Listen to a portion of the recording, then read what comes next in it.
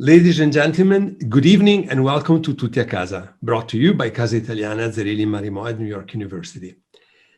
Today, we have the great fortune and the honor to have with us Victoria de Grazia, Moore Collegiate Professor of History at Columbia University and the founding editor of the Radical History Review. Professor de Grazia has published extensively on a variety of topics. She's one of the lead world authority on the history of fascism.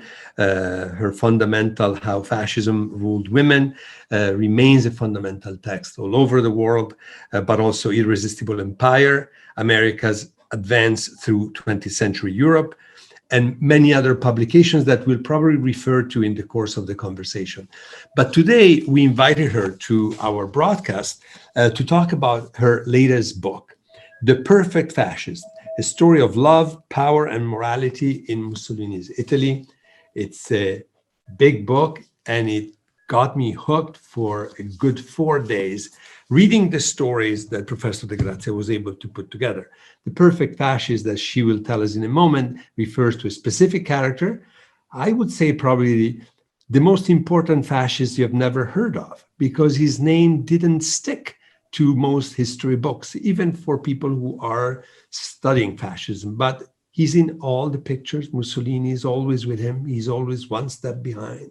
So when you start hearing the name, you'll recognize how important, fundamental, and pivotal he was in the establishment and in the preservation of fascism up until the end. But it is much more than that. It is definitely not a biography. It's a book of history and stories intertwined on a history that is definitely not only a background, but it's a character in and of itself in this book.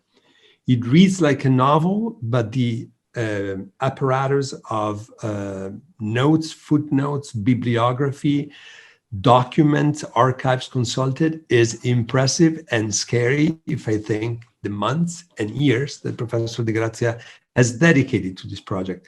In my opinion, absolutely worth every minute she spent there because of the great experience that she gives you when you read these incredibly fascinating, deep, and multi-layered book.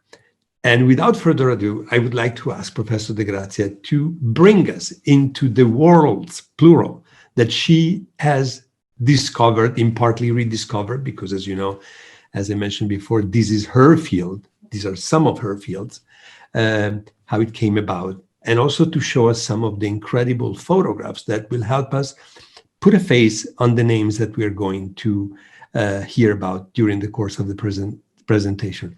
Victoria. Thank you.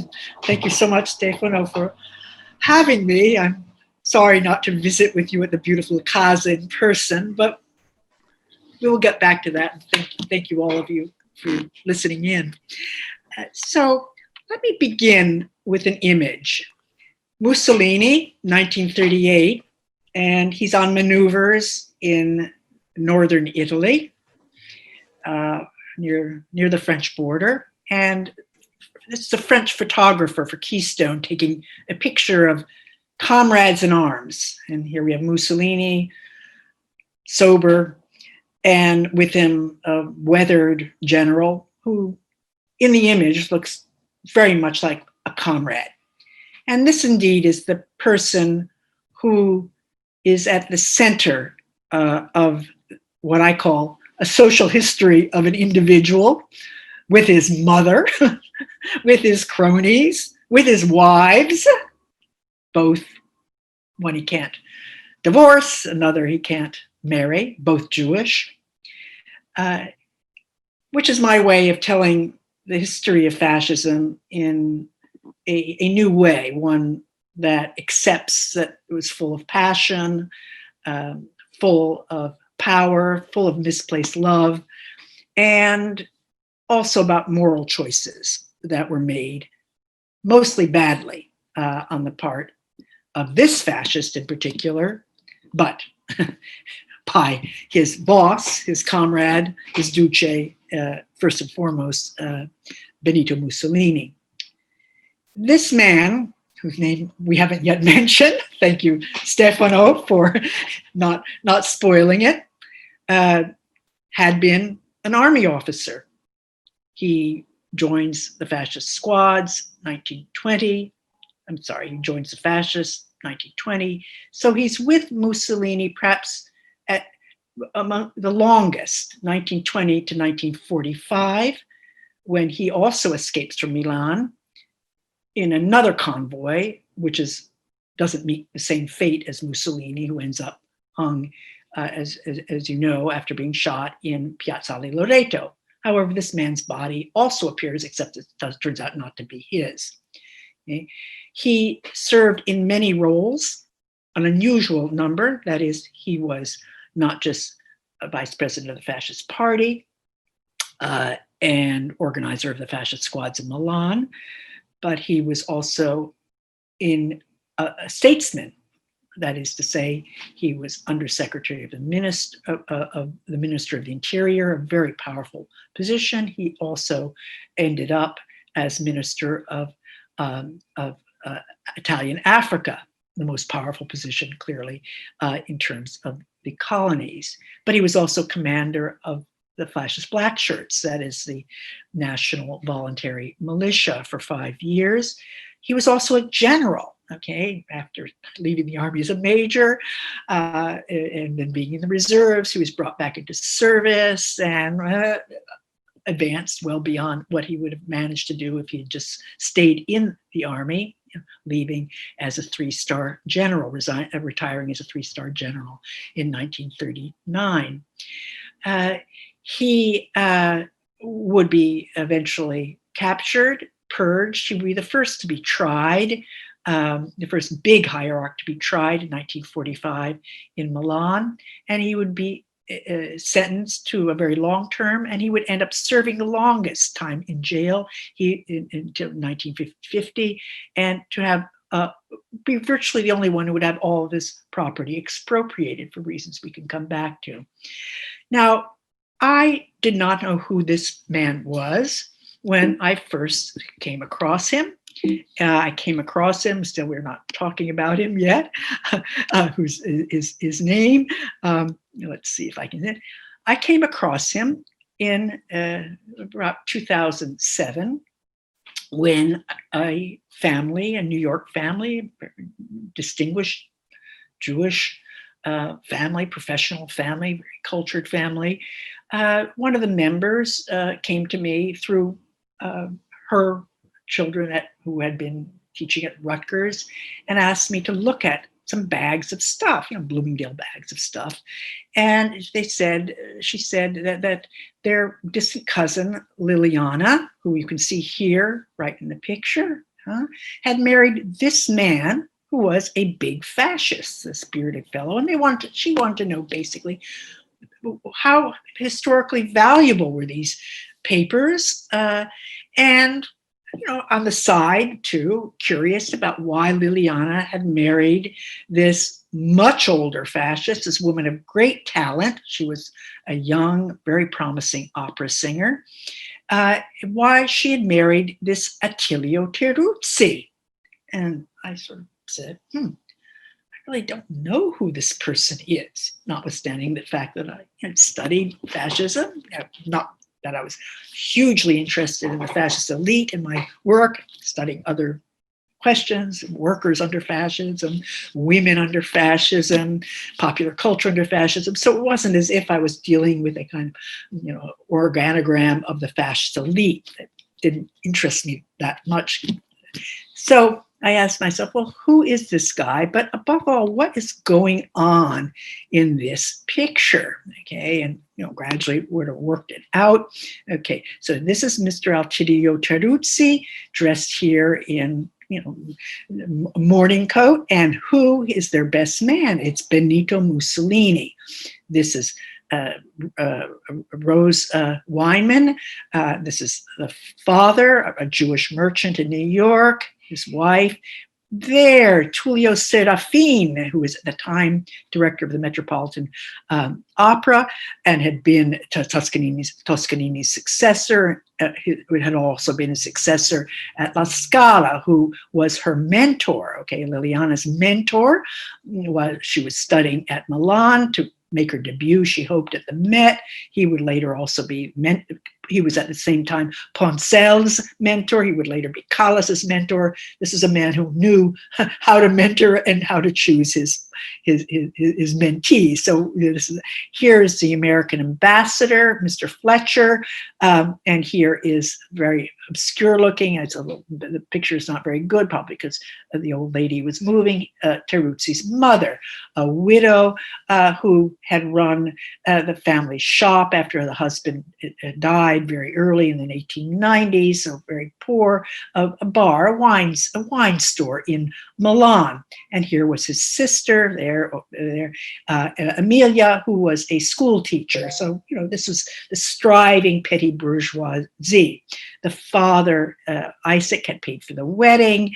It was an enormous affair, a double wedding. Okay, so it was the first of all, a civil wedding. Okay, this is now in 1926, but then there was also a church wedding, which had to have the dispensation, formal dispensation, bureaucratic dispensation from the Pope, because she was Jewish, which would allow them to be married in the Catholic Church, which at that point began to seem desirable because the fascist regime was normalizing and beginning to become more and more careful about appealing to the bourgeoisie in this period, settling men like Teruzzi in marriage, and as a signal to the Catholic Church that this was happening, this great wedding, which was going to be both a civil wedding first, and then right after a Catholic marriage, so that the two wouldn't consummate their civil marriage before the Catholic wedding. That was the sort of the notion here. Now, from this point, I began my search again, because I didn't know who this man was. And so my question sort of shifted from an appealing American question, which was, why did this Jewish girl ever marry this big fascist? And why did the wedding end? That kind of breathless American, which would then yield that kind of response that she became a victim of fascist anti-Semitism. So what started as a kind of misbegotten strange marriage was doomed to end badly when he and they all discovered that she was really Jewish, and fascism became anti-Semitic. Okay, that was a sort of story that one could imagine from this, and one could imagine getting a very large advance from a publisher on that kind of conventional story, let's face it, where you could have this sort of Me Too story, which is combined with fascist anti-Semitism. But I had to ask another question, which was, why, goodness me, did Mr. Teruzzi, who had been a squadrista, an organizer of the fascist squads in 1920, and in 1922 had been one of the commanders of the squads from Emilia-Romagna, which had big-time squads. Anybody who's seen Novecento knows that that's where they're coming from, and he led them down to Rome. Why would he then, as part of his striving upward, have married this wealthy New York Jewish woman, and urged her then, indeed required for his sake, for his reputation, to leave the stage and become a true bourgeois wife that would accompany him and promote him and promote her into what she described as Mussolini's inner circle, a very kind of New York notion of upward mobility and the operations of a power couple. So that caused me now to set off in search of the man, chercher l'homme here, and to think more and more about how was a fascist created. Okay? Assumption is, I'm a socialist historian, they're not born, but how is this man formed, wanting to be a very good man, wanting to be a loyal follower and aide to Mussolini, wanting a career in the fascist state to serve the nation, that's what he was always speaking about, to respect the huge sacrifices that Italian men had made in wartime, and to the sacrifices of Italian martyrs to make Italy great again. That was his way of speaking, and he had chosen this woman as his companion to further that endeavor.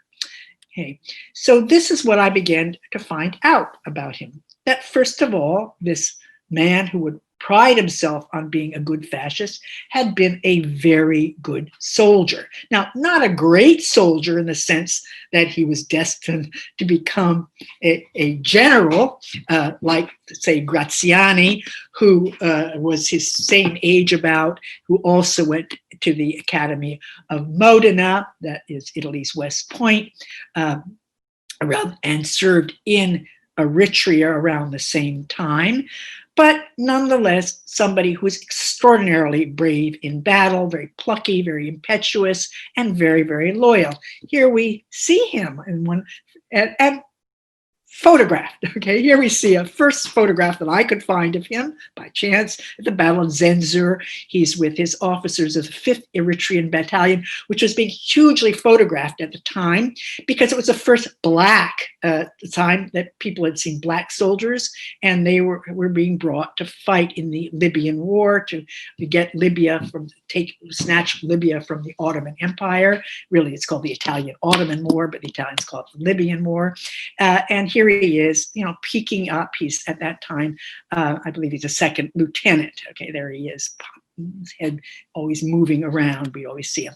And here we see him after a battle of Maharuga to conquer the Fezzan, that's the southern part, desert areas of present-day Libya. Right here, wounded, kind of looking very cocky, as an Arab is forced to submit to sign this a treaty with the Italians that would have them drop, hand over their weapons and begin to swear their faithfulness to King Victor Emmanuel as part of this. And he had won by that time a bronze medal, 2 bronze medals. Then we will see him again now.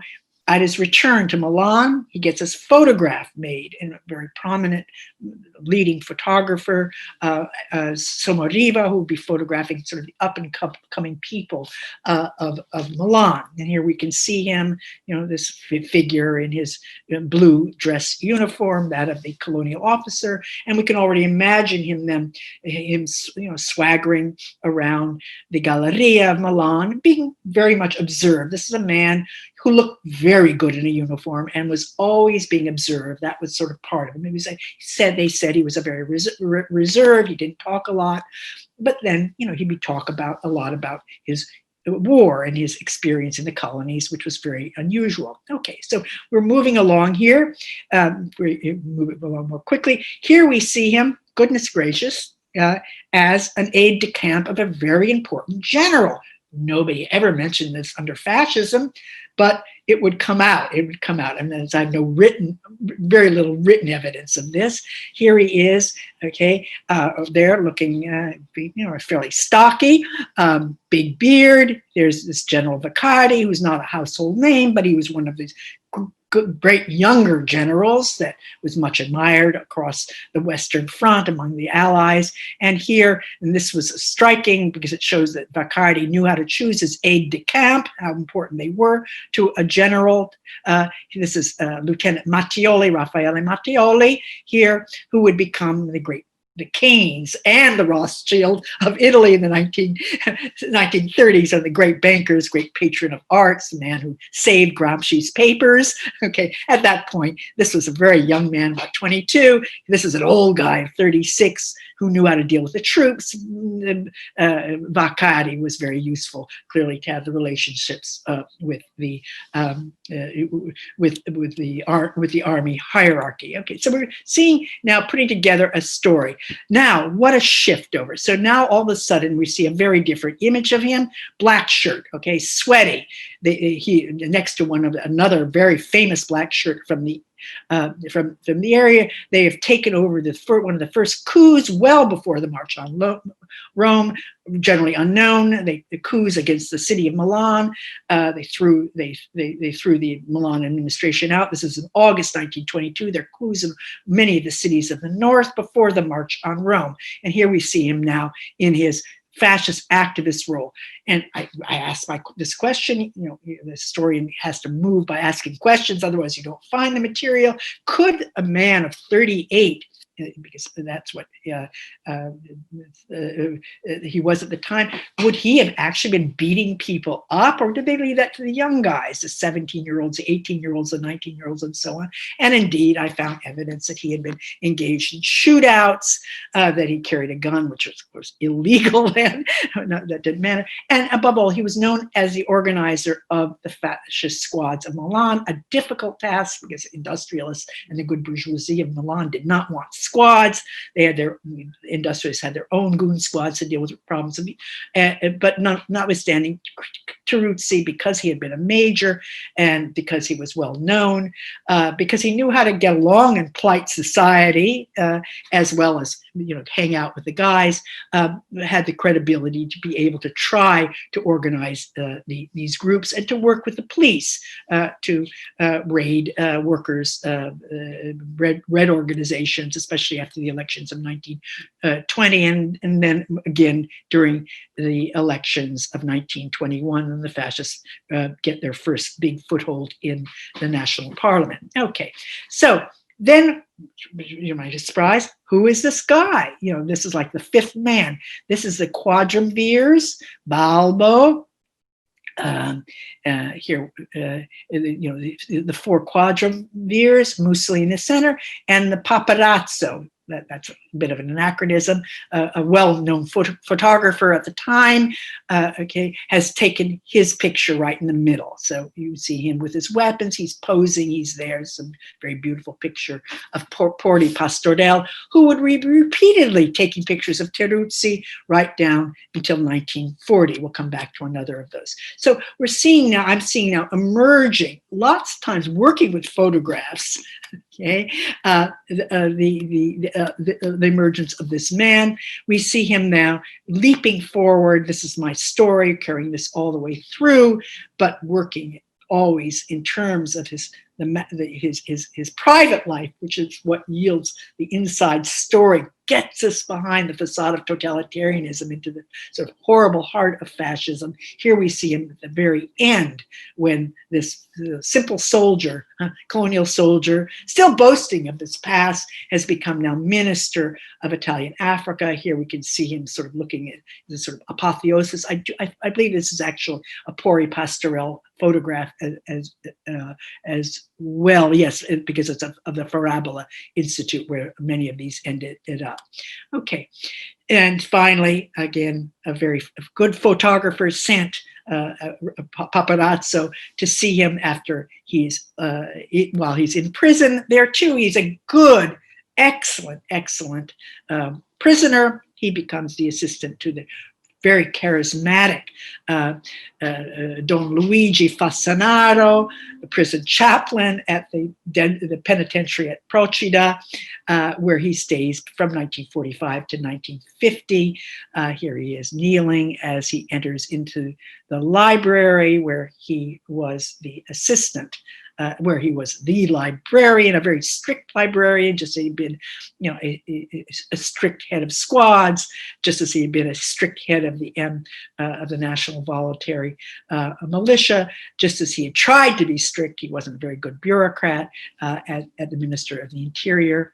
But now, at the same, what this story is. So it is a narrative, but it's a narrative with has to work with themes, which I took seriously in the subtitle: love, power, and morality. Love, it's really screwed up. I mean, under fascism, it gets screwed up. And Teruzzi was particularly emblematic of this screwing up, in the sense that he loves Mussolini. He says he loves the nation, and he's faced choices, love his family, love Mussolini. He's always finding problematic his choices of women and how they align with his duty, at least as he sees it, and then as he sees his women as interfering with his duty because they do something dastardly, which they really never do, but his cronies sort of set him up. The cronies act like this collective Iago, injecting suspicion in this weak-willed man and causing him to become hysterical, and then causing him to carry out his rage, have it explode in terms of his family life. Nonetheless, what could be higher than the love of his daughter? Here is shown in a beautiful picture of Gita Karel in 1940, his daughter born out of wedlock to a Jewish woman, another one in 1938, the daughter is born, who is illegitimate. And there's nothing that can be really done about that under Italian law, because you'd have to get the wife who was estranged and living in the United States to permit it, and she never would have. And this pure love, so-called, for the daughter will lead to further complications as Italy becomes more and more liege toward Nazi Germany, and ultimately Germany occupies Italy, where they have taken refuge in northern Italy, and that will create then terrible complications because the mother is not Italian, Romanian Jew without a passport, and the questions are under Italian law that whether the daughter, she is legally Jewish or not, and how much danger she is in. Okay, we see power. Okay, very misunderstood by most people who have know Italy, sort of. Well, even Italian historians, I don't want to, younger historians are now coming around, don't realize how much Italy was at war under fascism. They assume that Italy becomes warlike in 1935, but really enters into major total war only because it allies with Hitler in the Axis, and then to invade France in 1940. Not so. Italy started warmongering in 1911 with its decision, very badly made, to join all of its powers in becoming a great empire, which its resources did not allow, and which inevitably brought it to confront the British Empire, as you can see in the area. And we find, okay, this is a picture which is designed to show the Mediterranean Italy, and all of its connections down through here, this idea of Euro Africa. And we see Teruzzi in some ways as emblematic of the war making that Italy engages in from 1911 with the Italian Ottoman War. But then Teruzzi is going to be very, in the World War I. We see him up here. He's going to be in the anti-subversive war, 1920 to 2022. We're going to see him back at war against the Senussi from 1926 until 1928. The war goes on until 1931, ends with the elimination of the Senussi, great genocide in 1930 to 32. We're going to see him engage in the Ethiopian War. We're going to see him on mission in the Spanish Civil War, where Italian presence was absolutely crucial to Franco's success. So one of the elements that comes through in this book is that Italy is pretty much always at war, and Mussolini is pretty clear that this is the future from his famous speech about Italy becoming totalitarian, this in 1925, when he starts speaking about all inside the state, nothing outside of the state, and so on. So this idea that Italy has to be prepared now, having won World War I, a modo suo, to pursue warlike aims. Okay, and I think that we want to keep that in mind, and so that Teruzzi becomes very key. Not that he's a great military thinker, but he has just that level of understanding of that of the major, that of the aide-de-camp, and in effect, I think we have to think of him as kind of an aide-de-camp to Mussolini, performing some of his functions that he performed toward Vaccardi. Here we have him prized for his loyalty. He's been put in as Undersecretary at the Home Ministry, where he has that the function of reporting to Mussolini on the side, illegally, of reporting to Federzoni, the nationalist Minister of the Interior. This is such an important, but also on the side, he's also reporting to his good friend Farinacci, who's the secretary of the Fascist Party. So he becomes a kind of figure who works in between, also because he's weak in some ways, and he's being pressed on all sides to report and to be a figure who's in the middle. Okay. Here we see him now governor of Cyrenaica with his wife, a position he got also because it was thought she would make a very good consort. By that time, she had made a lot of friends with women of the big fascists, with Margherita Sarfatti, Jewish, with Gina Federzoni, whom she thought was Jewish, who by family, in fact was, according to the later 1938 race laws, even though it was unrecognized. So she was kind of moving and shaking, and part of this, making him also the governor of Cyrenaica. Here we see him with his old General Vaccardi helping Mussolini on maneuvers. Now he's become head of the black shirts. You can see him there. There's Vaccardi. And you see Mussolini now learning about, the military, because remember, Mussolini is not at all a military man. That was typical both of Mussolini and Hitler, that they had been in the war, that they were militarists. But between being a militarist and understanding the military, there's a big, big gap. So, and Teruzzi then becomes a very important part in keeping Mussolini kind of informed about how to act like a military man, how to think that he knows strategy, which is a very bad, has very, very bad outcomes. And here we see him now, commander of the February 1st Division. We don't see him, but this is a beautiful picture, which was turned into a postcard, setting off as part, again, this power, this war-making powers, which he is closely involved with. And finally, we see him again here, sort of cozying up to Air Marshal Balbo and then Marshal Badoglio, being part of the group. Here we see him in his militia with his dagger, part of this. And here we see him on mission to Franco. Okay. Another aspect of him is getting along, kind of amiability with common people. Here we have him meeting Senafi chiefs, elders in Italian East Africa in 1938. This kind of, you can see from the reactions, that they, kind of an amiability of so-called equals in the colonies. Again, these are images. And now, we can also see that there's the whole question of moral compass. Let me just make sure I've got these right. Okay, that he becomes involved.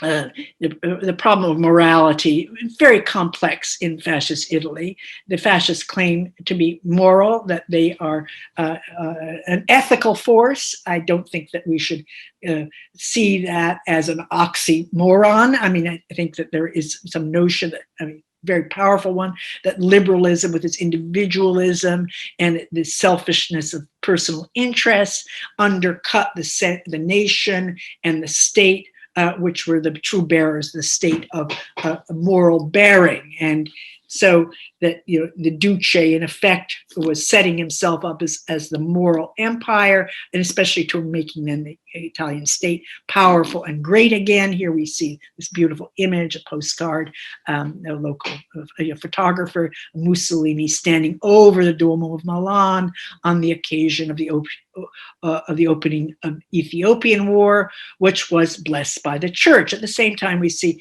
the church as very powerful, not just the Church of Rome, this is the Church of Milan.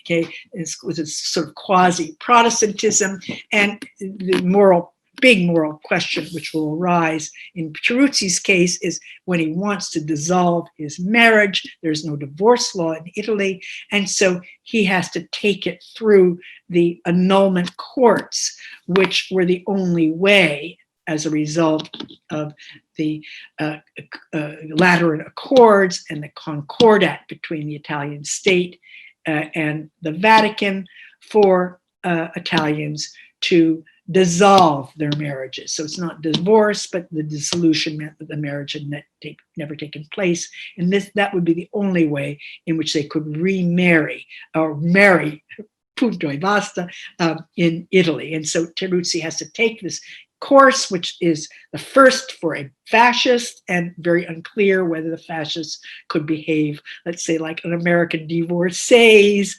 or Marconi, who had the power and influence of an older style to sway the courts in terms of finding a cause to dissolve the marriage. Okay, so we're ending up with a great moral story, which then is very complicated because Teruzzi is from the get-go a libertine. He's a libertine because he was a colonial officer, and that allowed huge amounts of license to do everything in the colonies, opium, pedophilia with Arab kids, and so on and so forth. Colonial life fed into what his libertinism coming from Milan, and a fairly open society with a lot of sexual equality advanced. It was regarded like a little Paris, Milan, especially in the popular neighborhoods. A libertinism which was probably also more than just of the culture, much more advanced for psychological and other reasons one can't really ferret out. But this man was known, and that would in the end very much I won't say just damage him, but that would become the kind of accusation that people who had been fascists, women, Catholics, a large numbers of people could buy into this idea now that Mussolini didn't know or did know that this man was a vampire. This man was responsible for the loss of the empire. This man was deeply corrupt.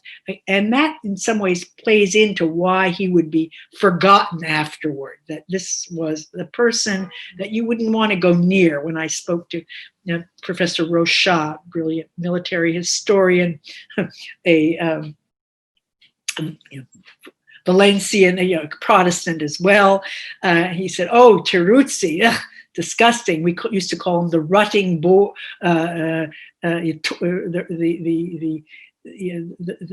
rutting bull of the empire. Excuse me, I sort of got caught between the Italian here. The rutting bull of the empire. So somebody you wouldn't even want to write about. He was so disgusting, as if other fascists weren't disgusting for their misdeeds. But this is very interesting. This in the end would characterize him and mark him, this libertinism, as something that was much denounced also for his relations with women, for having favored women, for having many girlfriends, so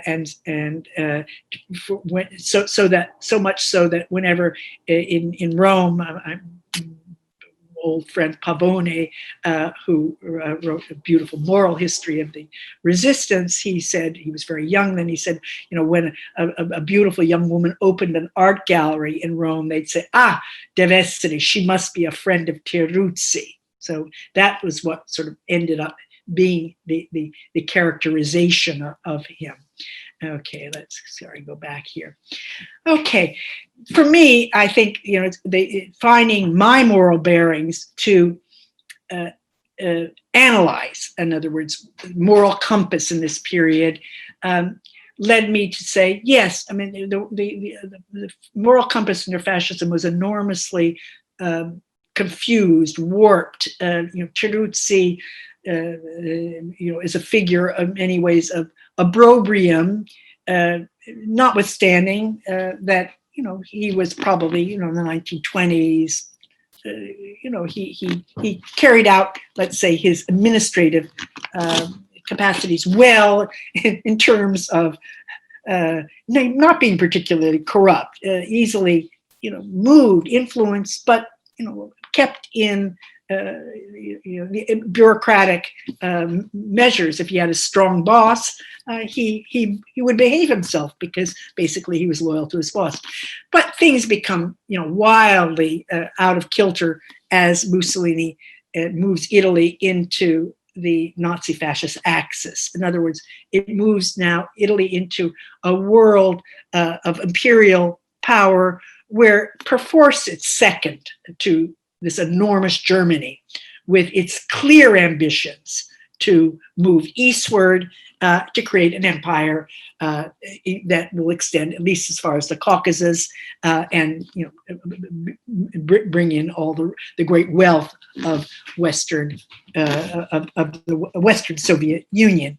And here we can see him, what I find begin to see as really repulsive, also because it has huge moral implications. The kowtowing to Hitler. Here we have what Italy can bring. Italy brings von Epp, who's the sort of plenipotentiary for colonial affairs, and they're enormously admiring of the Italian project in Africa. They use, we find from younger historians, that they use those plans to think about setting up their East plan in invading Poland, invading Russia. Here we see taking him to the opera in Rome. But what do they do in Italy, in Germany? Hitler has at that point invaded France. There we see Teruzzi with, I think his heels perhaps built up so he looks taller, reviewing the Großdeutschland regiment in Berlin after it's coming back from having invaded France. And eventually it would be turned then in the next year and be sent into Poland and then into Russia. So we're getting now the Italian fascists moving in a world where they're immensely admiring of Hitler, immensely admiring of German power, and believing that, entering into the war as Mussolini did in June 1940, they're going to be able to make a grab and become part of this European new order alongside of their comrades, the Germans. And this clearly is going to lead, in Teruzzi's case, he having now met this young Romanian woman, Yvette Blanc, in 1937. Here she is with her Romanian passport, one of the very sort of few photographs we have of her. This is going to lead to endless complication because he can't dissolve his marriage with his Jewish princess of the 1920s, whom he had rejected in 1929 on the notion that she had somehow committed some crime, that is, having a love affair before she had married, in order to embrace legally this woman. Okay, let me end here then to say that this is a very difficult story to write about. The characters, they all have their flaws, and it's not so simple to empathize. One's caught wanting to sympathize, but what ends up is a kind of empathy, which I think, for me at least, was a way of comprehending better the roots that fascists put down, how they were able to reorganize society, how they were able to play on the passions, and how people led very, shall we say, full lives behind the facade, which were completely impacted by the fascist regime. And in his case, especially with the legacy he led to his little family, whom I managed to discover, his Italian family, was part of a wreaking of an enormous violence then on the people whom the fascists ruled between 1922 and 1945, both in metropolitan Italy, but also in this colonial area, larger colonial area, which was very much tied to the figure of Teruzzi. Vicky, thank you so much. It was such a great pleasure to hearing the story from your voice after having read it in the book. And what a tour de force for you to summarize this very complicated network of relationship, of interaction, interconnections in the time you just used. Of course, I have thousands of questions. And one of the things we were mentioning before is that opera plays a big role in this book. Liliana Weinman, whose family came to you asking you if you wanted to take over the huge enterprise of looking into these documents and making some sense of it, was an opera diva, and a successful one. And she was in Italy with her mother as a chaperone to study voice. And she started a very brilliant and promising career. And as luck would have it, her own life turns into sort of an opera. And there are parts of your book that are operatic. And the characters in the book could also almost be characters in an opera. But one thing that I believe they had in common, both Liliana and Teruzzi, are that they were very careful about staging themselves. And I don't know whether that awareness came from opera. For Liliana, definitely. She was a woman of the stage. She loved opera. She grew up loving it, studying it, going to it with her entire family. Teruzzi sort of navigated. He was not a big opera fan. He became through her, and then he switched to cinema when cinema became more appealing and more of a weapon of mass conviction for the regime. But they're both very careful in the way in which they present themselves, in which they appear. Liliana is very careful in the people she hangs out with. She and her father are very careful about the stories that come out in newspapers and the titles. And of course, Teruzzi manufactures his own image for his career. He comes from a very humble family. He couldn't even access the Accademia di Modena, as you mentioned, but he knows that by showing value in battle in the colonies, he could gain access to the small quota that is set aside for non-commissioned officers to attend the academy, that is the open door to having a career in the military in Italy. So they have these in common. And it seems that the interests at a certain time coincide in getting together into what seems the perfect marriage. But when do things start going sour for these couple that is perceived as a perfect couple, and that both with different interests? And I think Liliana, I have a great deal of sympathy for Liliana. After all, you know, she's a young woman with a big dream to become a singer, and she studies seriously. She's not only in the fluff of the celebrity hunt. And then she meets what she thinks could be her Principe Azzurro, and she changes her plans.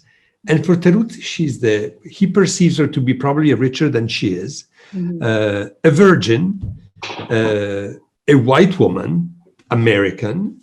The Jewish thing is not really discussed much. But then something breaks, and we don't want to get into all the details. But what do you make of them as PR of themselves, as fashioning their own persona in such a careful way? And for Liliana, that will remain true until the end of her life. The attention with which she presents herself.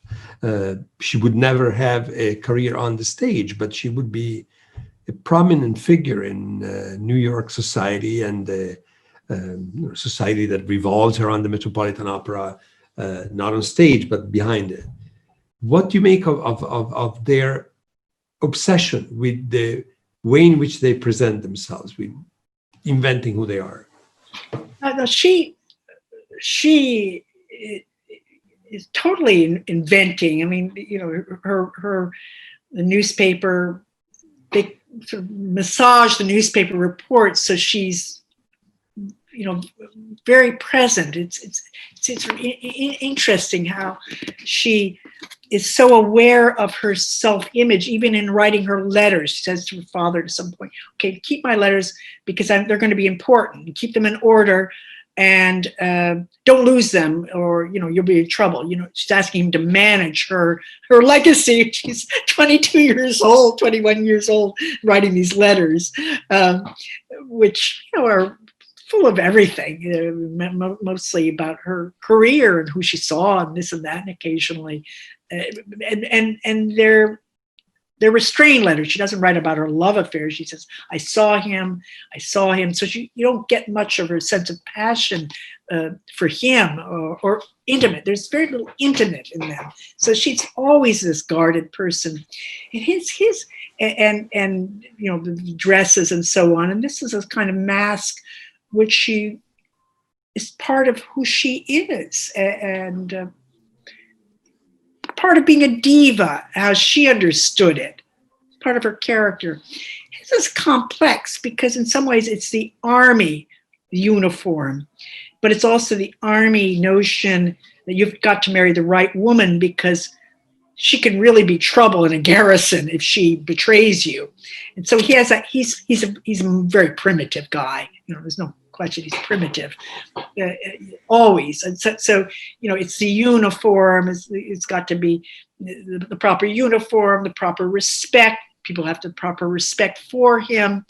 And that of the striver. But together they really imagine, okay, it has to be like this. For example, choosing the best men, because you had a set of best men in the Italian, but between the civil marriage and the wedding marriage are several. And so choose people from the hierarchy, your hierarchy. So your boss, but Mussolini, the idea that Mussolini would be the best man, and she would say again and again, he didn't even do that for Marconi. He didn't do that for X or for Y. That's her way of thinking, invidious. He doesn't think invidiously. He thinks in terms of a kind of hierarchy of what's owed and what's duty and so on. So when he finds himself in this bind, which I have to deal with, seeing social. I can't get into psychological because that would be weighing with ideas that come, it says banality, from banalities, or, I'm not a psychologist, and in any case now psychology is a great mix of things. One knows that even if one sees a psychiatrist, it's all very intuitive. It's not Freudian, it's not this, it's not that. So I have to go by what I can see sort of socially. And this man, he finds his wife become impossible for three reasons. One, that she's away, and she's gone back to the US to straighten out some stuff. He's supposed to go there, so she's not around. The second, he's just been appointed to be head of the black shirts. So all of a sudden, this man who thought he was finally free to be the governor of Cyrenaica, to have his family around, to be both a military man and a civilian, to build the city of Benghazi, he finds himself, he's all of a sudden, for the first time, Mussolini is his commander, literally. He's commander-in-chief. And all of a sudden, he's back in the ranks. He's responsible for men. There are no women, no mother, no nothing. And his wife is away. Okay? And this idea that begins to come in, probably surreptitiously, not even said, Jewish, New York, capitalism. Hey, this is 1929.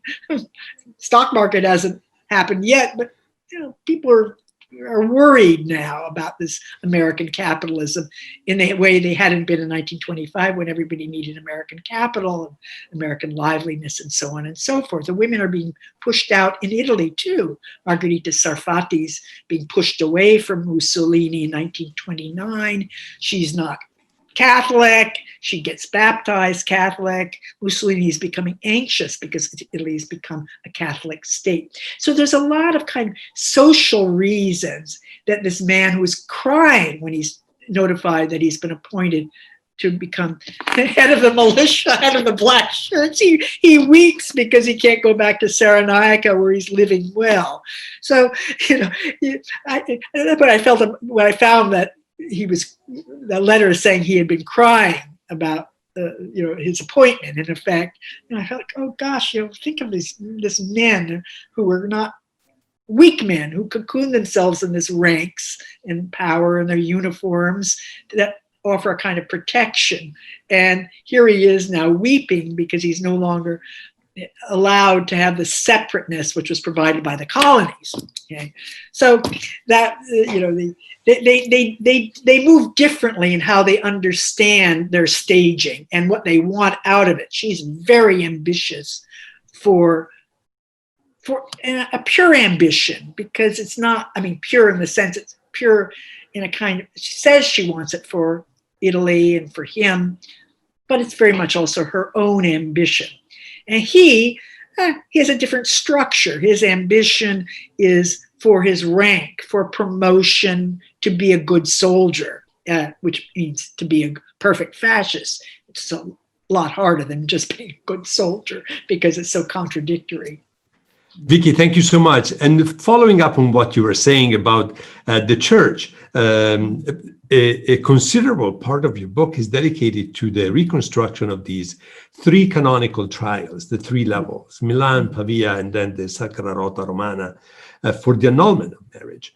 And you also take advantage of this insight that you have going to these archived super secrets and then finally open after all these years.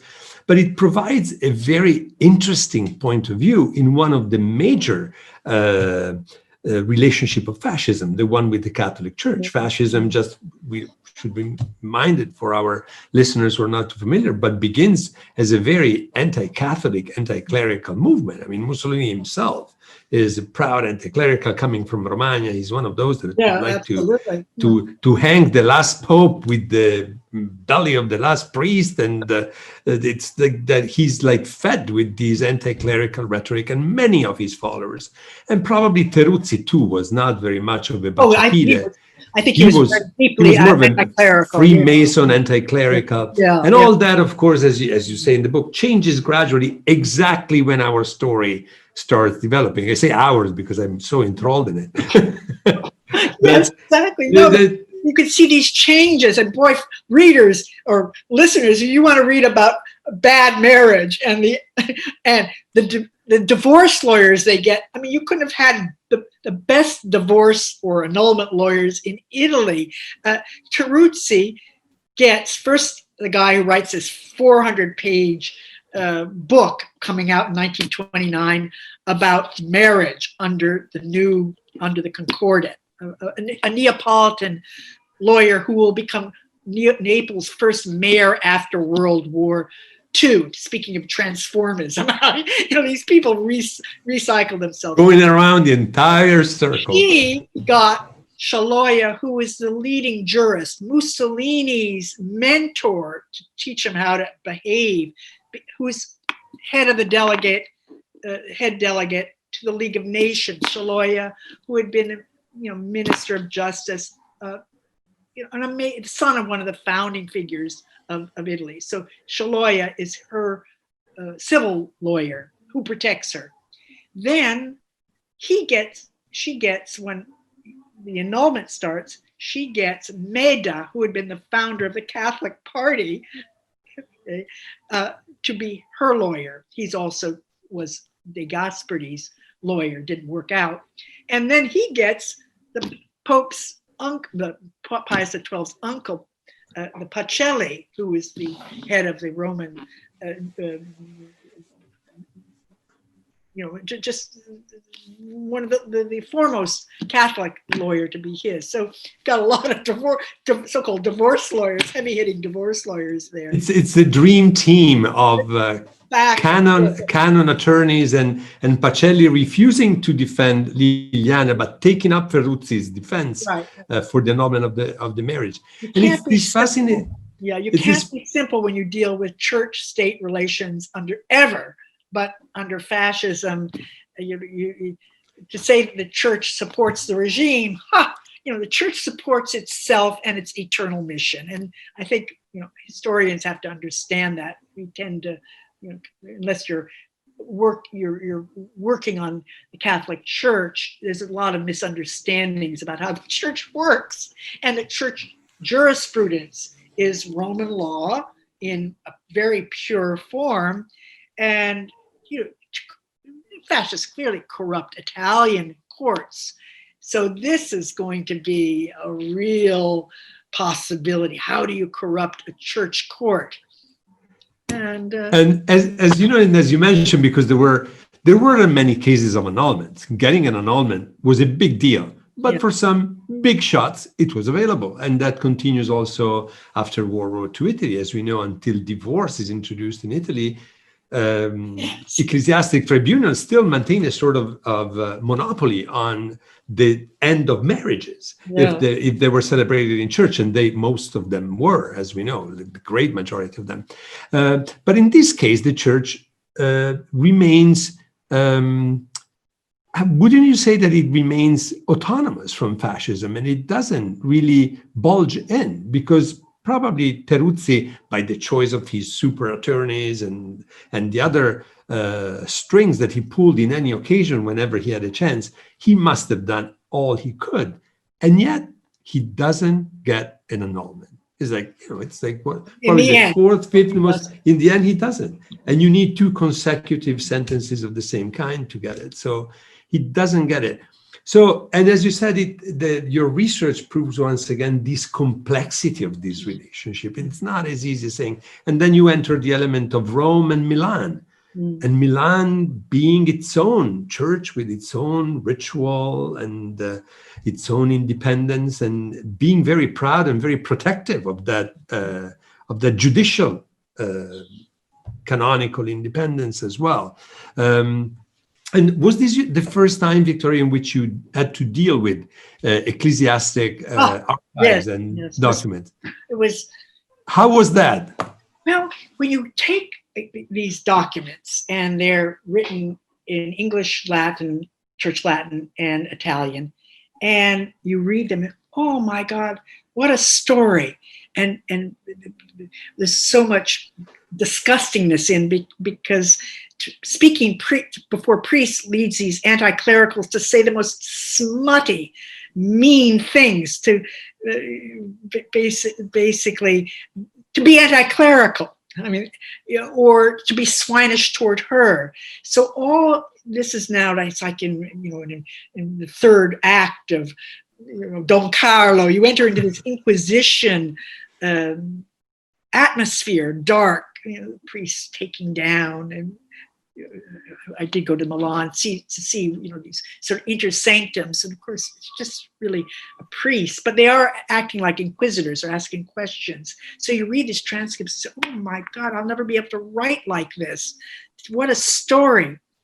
Whereas then you have to say, well, what does it mean? In other words, why are they saying these disgusting things? What church law? And at that, it took forever to unravel.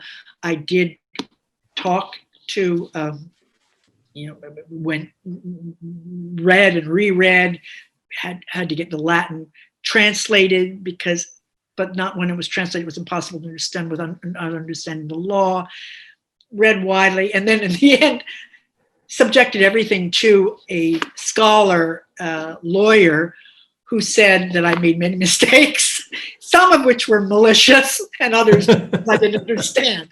Not malicious meaning I wouldn't, take seriously that priests could be very good judges of marriage because they had never been married. That's what he said. He corrected me. He said, they're perfectly good judges. They're the best because they've never been married. So they don't get. Therefore, they're totally objective. Yeah. He forced me to sort of, say, okay, let me see how this law is understood internally. And so it was a very, very difficult process. I hope in the end, I got it straight. And I'll hear from anybody. I think you did. And I think these records also provide, also because of what you were saying, that it seems that sometimes, especially Teruzzi's witnesses, seem almost to challenge with their language and their nasty comments the priest that they have in front of them. After all, they remain the anti-clerical Mussolinians. The big mistake was to challenge Schuster by prematurely bringing in an anti-Semitic libel well before any scholars, David Kurtz or others, wonderful scholars, they all can see the the anti-Semitism coming, but they see it coming in 36, 37, and this in 35, he gets his best friend Farinacci to bring in this awful Prezzolini to create a libel, to say that he was a former priest, right? This Preziosi guy, infamous for his libels, yes, yeah. Preziosi, to make this suggest that the marriage was invalid because she was a cheat. Why was she a cheat? Because the Jews always lied, had as their life end to lie to the Christians, and that's why she did it. And this then to fake the signature of Pacelli on it. So for the church, this was, one step too far. But then what comes out, and I think this is something that other colleagues haven't understood, not that I'm trying to, set things straight. That's not in any way, it's to understand the story, is how important marriage was to Pius XI. With the Concordat, he said, marriage is the basis of this religion. People get married in the church or not in the church. Marriage is sacred. It's the fundamental sacrament. On the basis of that sacrament, they bond with Jesus Christ to have children, consummate the marriage, have children, and grow the faith. So marriage under Pius, with the encyclical 1930, Casti Connubii, changes the relationship of marriage to the church and to the society. And it becomes the basis of the church saying, don't touch the bodies of my people, of people in general, because then it's going to become human rights after the war. It's understood as Christians.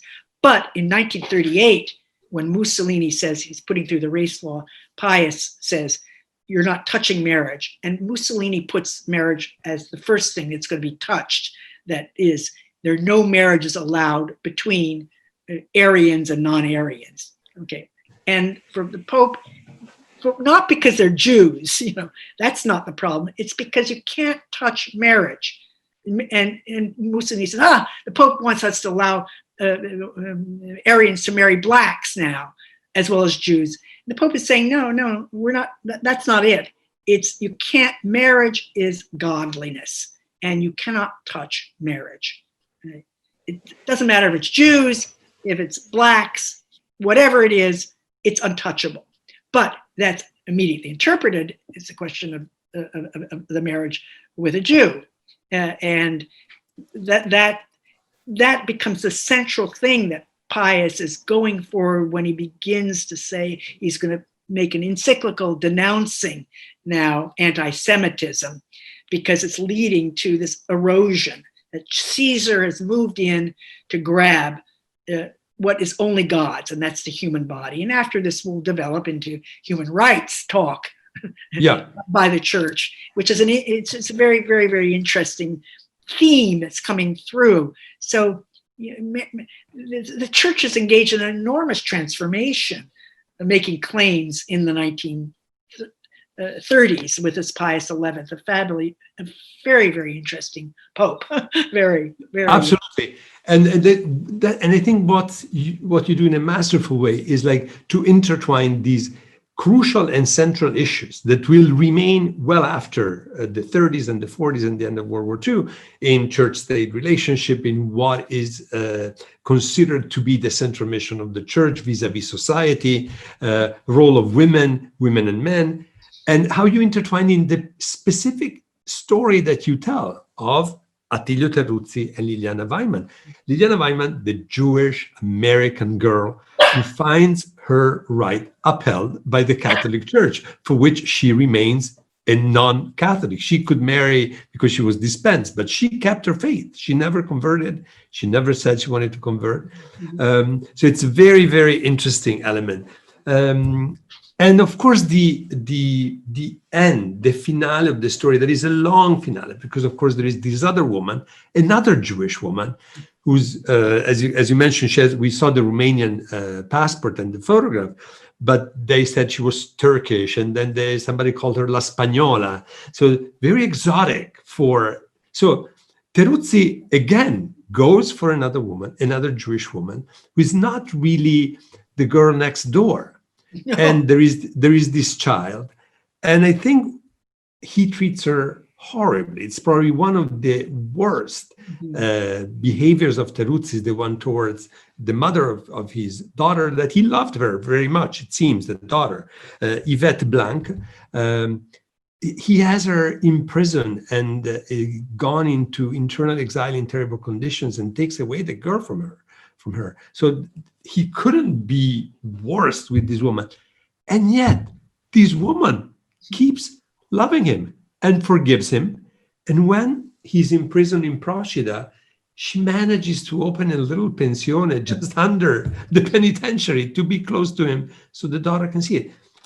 So that's another operatic element. I mean, this is what Liu, this is like the total sacrifice, immolating herself for these man that has really no heart, it seems, even, except for his daughter, that he seems to. Yeah. The daughter was then crushed by the love. Yes. And then, of course, what I found interesting also was your reconstruction of these trials immediately after the end of fascism, and how much the serendipitous element of where you were captured, by whom, in what circumstances, and sometimes the difference of a few days would make the difference in your destiny, and as it makes the difference in the destiny of Teruzzi, who is not, as you mentioned, one of the men hanged upside down in Piazzale Loreto, as he was believed to be by many people. He receives 2 trials that, of course, were influenced by the heated moment, and he receives quite heavy sentences. But, for example, Graziani, that is definitely much more responsible, war criminal by all understanding of the word, gets away much more easily and with a different treatment. So even the sort of epuration system of Italy becomes apparent in all its contradictions in the story that you say. And by reading the book, of course, you are a fantastic historian. Your documentation at the end, basically the last 100 pages of the book are notes, bibliography, reference to archive documents. But of course, these characters also grow on you. How did you feel? I just want to know your assessment, personal assessment, of this perfect fascist at the end of his parable, when he walks out of the jail in Procida to stay in the pensione that his non-wife opens with his daughter, and a couple of months after he dies there. What is your final assessment of this guy personally? How did he grow on you? Did you despise him more and more? Did you go through un'altalena di sentimenti, ups and downs of feelings towards him? You and Teruzzi, tell me about it. Thank you. Well, I have a women's group at Columbia, all the older women, and they said, "Oh God, he's so disgusting. How can you work on him at all?" And I said, "I don't know." And after a few more years, I met one, and she said, "You must be working something out. You're still working on this project." It's possibly men in uniform and difficult men. And so, he's so awful, and kept digging and digging, and then, find little tiny pieces of letter of his, and he was so affectionate, or he'd be so avuncular toward Liliana, or a little note to just tiny little scraps, literally, that this Yvette had in little pieces. And then seeing him out of uniform with a little girl and pictures, but then seeing pictures torn up of him. And I asked his granddaughter, I said, "Well, what do you think happened? It was torn up pictures." She said, "Oh, she probably was so angry at him." That is the little Maricelli, the daughter. So her daughter, who saw her mother, Maricelli, just like having the same character as him. So it's like getting handed down. And then when you start to see this, oh my God, these are like families, these people. And when you get inside, he becomes like another man with all of his faults, all of his gifts. And people keep saying he's so generous. He is so kindly to his mother, who's so difficult. loves his sister, has buildings named after them. The hospital in present-day Eritrea named after Amalia. So you sort of see that he loves these women. It becomes terribly complicated how to reason this out as an historian. At the very end, sad. And sometimes I figure I should go back and correct it and make it sadder, except that, you know, the readers have to decide about these people in historical terms. I mean, this is not sympathy. One reads empathetically. But I did have, in the end, this image of him, if there had not been fascism, if Giolitti had managed, like you get in France, to stabilize things, or Weimar had stabilized for a while anyway. Yeah. You know, this alternate scenario. So what would this man coming back from the war have become?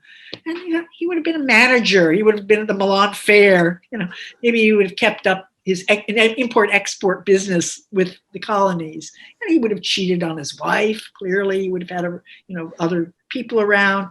He would have had 3 children, you know, like maybe 4, like, you know, these sort of arriviste bourgeoisie. So I could have imagined him impetuous, bad temper at times, very, wanting to be respected. If he had to deal with strikers, he would have fired them all. He would have voted for the right. You know, he probably would have always been a nationalist. Yeah. So, I tried to imagine him without this fascist world in which he went to the highest, when everybody was saying he's being promoted beyond what he should be, he's out of his league, and so on. So that's a kind of way to think also counterfactually about what fascism was in Italy, and how to understand it in a very concrete way, in the building of power. What is the role that this man plays? And then how this weak man, he would have been played by maybe a Mastroianni, a Giannini. I could imagine him. Yeah, absolutely. Not by Servillo, that's too, but these men who were pretty boys in some ways, and are weak, and they're being moved up, Alain Delon, I always imagine these figures who maybe they don't even exist anymore. And Dirk Bogarde. Visconti picks in his sort of yes, and the sort of the little men who yes, don't have a lot of moral core, and too much passion. I was interested in this Marchetti figure in a French village, who's the policeman who's got too much passion, and I mean it's a terrible figure, but who falls in love with a Jewish girl in it, and well, why what's because they represent something unattainable, because they're big like his mother, because they're full of passion, because they're different, because they're untainted by the local squalor in which he has to live, the petty bourgeois morality, which he's trying to get away from. And they're exotic, but not the complete other as the African women would have been. They're different, but not too different. Well, they're different, but acceptable within the common. Totally.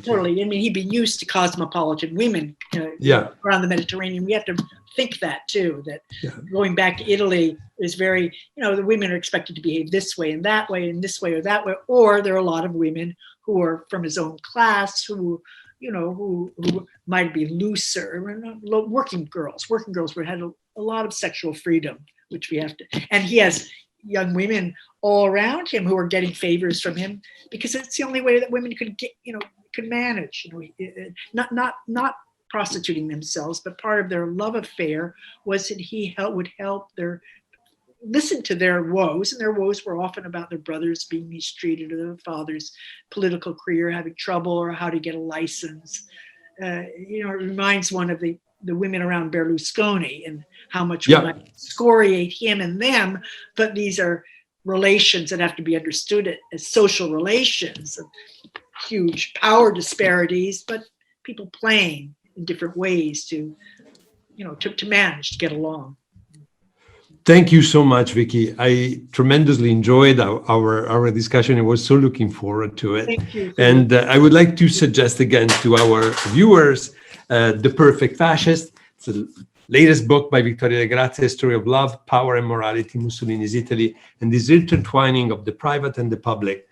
And it's not humanizing fascist. Victoria's historical compass remains very clear and in her judgment, of course, of historical facts, but at the same time, her ability to bring in all the human elements, the social components that make this story incredibly fascinating. And your monumental work, a true pleasure to read and a nourishment for many thoughts also regarding the present. Thank you so much to Vittoria De Grazia. I hope to see you and have you back to the Casa when time allows. Yes, we'll look forward to that so much. Thank you.